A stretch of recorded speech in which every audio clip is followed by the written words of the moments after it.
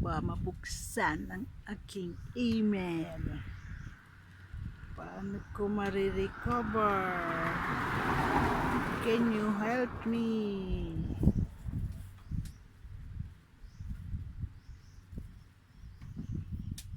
Ito yung araw-araw na pamumuhay.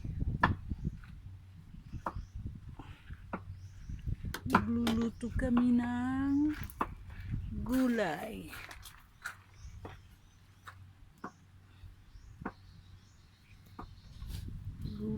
Gulay na kalabasa,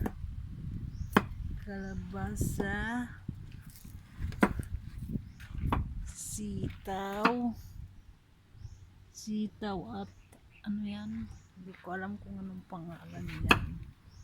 Dito kami magluluto. Yan ang apoy namin. Kahoy.